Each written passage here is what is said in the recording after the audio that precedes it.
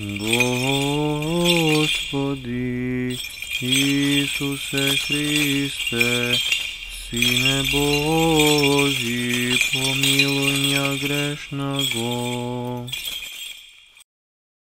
Возлюбени во Христа Бога, братья и сестры, Христос се роди! Истина се роди! Христос се роди! Истина се роди! Христос се роди! Истина се роди! Najmili moji, сега кога го славиме,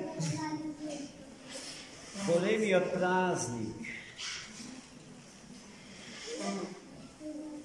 врзан за раѓањето на воплотениот и почовечениот Логос Божи, Богочовекот Христос,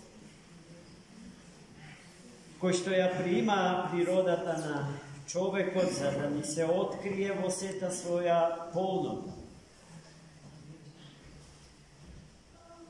Го празнуваме и светиот архидиакон Стефан, кој што прв во историјата на Светата православна црква и вера го дава својот живот, го полага телото свое за новородениот отрок Божи Христос.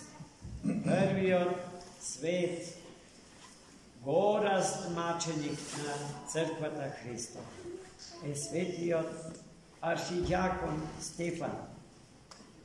Млад евреин, извонредно образован, во оние предели во кои што интелектуалната мок на грчкиот философски ум беше силна, под влијание на тој дух, на тоа образование, младиот Стефан се стекна со највисоките можни знаења што тогашниот свет можеше да му ги даде на човекот, а не беа мали. Судбата на еврејскиот народ во Александрија и околу Александрија беше таква што зарад огромното влијание на грчката миса и грчкиот јазик беа во ситуација да го заборават својот собствен јазик. Ја чуваа својата вера, но без можност да се светите книги да се читаат во оригинал на мајчин еврејски јазик. Потоа се јави потреба светите книги да се преведат од еврејски на грчки јазик, за да им се овозможи на хеленизираните евреи да го постават животот свој врз старозаветните библиски основи. Еден од нив беше светиот архидиакон Стефан, кој што беше учесник во создавањето на првата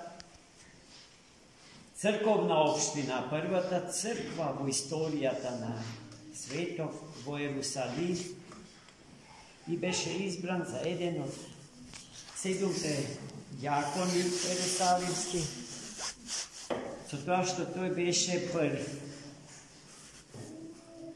во редот на 7 ѓакони, поради што е наречен архидиакон или прво ѓакон, прв меѓу протоѓакон. Мисијата на ѓаконите беше не повеќеслојна. Најпрво, со својата ученост, со своето блескаво образование, учествува во распространувањето на христијанската философија на живење според Богочовекот Христос. Тоа е првата и најважна нивна мисија. А потоа, како учени и умни луѓе, тие беа задолжени да раководат со заедничката економија на првата црква Христова.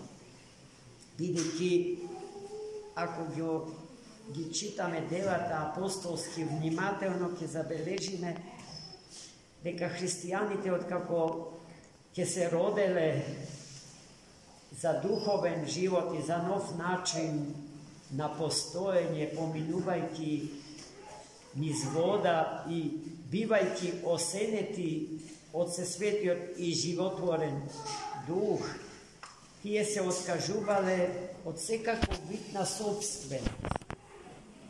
Сиот свој имот и го оставале на Светата Црква Божја и тој станувал собственост на сите. А потоа Светата Црква, вчера го славевме, например, светиот апостол Јаков, брат Господен, кој што е првиот владика, првиот епископ на првата црква во Ерусалим. Светиот архидјакон Стефан му бил ѓакон на светиот Јаков, апостол. И свети Јаков, братот Господен, како прв владика на Ерусалим, знаел со какви потенцијали располага и на духовен, и на материјален, и на интелектуален план. Затоа тој, светиот архидјакон Стефан, го задолжил да се грижи за сиромашните и за сите потребити, потребити од разнообразни животни потреби. Тој тоа го правил ревносно, безпоговорно, без дамка во неговото работење. Но истовремено тој го проповедал Христа распнатиот и воскреснатиот. И тоа го правил уште побестрашно, влегувајќи во жестоки спорови со своите еднокрвни браќа, евреи, кои што не го делеле религиозниот и философскиот светоглед на светиот архидјакон Стефан. Денеска чувме на кој начин светиот архидјакон спорел со нив, за кои се теолошки проблеми расправал со нив. Тие никогаш не можеле во тие диалошки спорења на богословски план да го надмудрат и да го победат светиот архидјакон Стефан, во неможност да го победат и секојаш доживувајќи еден вид интелектуален и духовен пораз од него, најпосле тие не можеле тоа да го поднесат и решиле физички да го ликвидираат на страшен начин, така што со камења го убија пред влезните порти во стариот град Ерусалим, кој што и денеска го носат неговото име. А во непосредна близина на тие порти се наоѓа и храмот сограден над светите мошти на светиот архидјакон Стефан, чие тело било разрането и сериозно оштетено под товарот на камењата во кои што го покрија. Тој храм, тој свет храм, постои денеска во Ерусалим. Сите поклоници на светиот град, кои што ги посетуваат светите места ерусалимски, неизоставно го посетуваат и храмот на светиот првомаченик и апостол Христов, архидјаконот Стефан.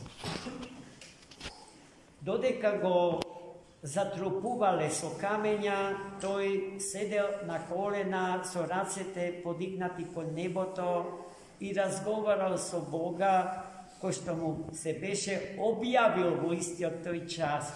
Свети Стефан разговарал лице в лице со него, но не за да ги осуди своите убици, туку за да побара од Бога милост и прошка за нив. Господи, немој да им го земаш ова убиство над мене за грех. Беа последните зборови што Свети Стефан ги изговори Богу пред сите присутни и го предаде духот свој. Телото на убиениот архидиакон го прибра маркантната личност на тогашиот еврејски културен свет, големиот и учен философ и теолог Гамалаил, чиј ученик беше и светиот апостол Павле. Светиот апостол Павле беше сведок на убиството на светиот архидиакон Стефан и беше во крвно сродство со него, но тогаш тој се викаше Савле и беше ревнител на старозаветниот закон. Убиството на свети Стефан Савле, младиот, го оправдуваше. Тој, иронијата да биде за толку поголема, во своите раце ги држеше алиштата на светиот великомаченик архидиакон Стефан.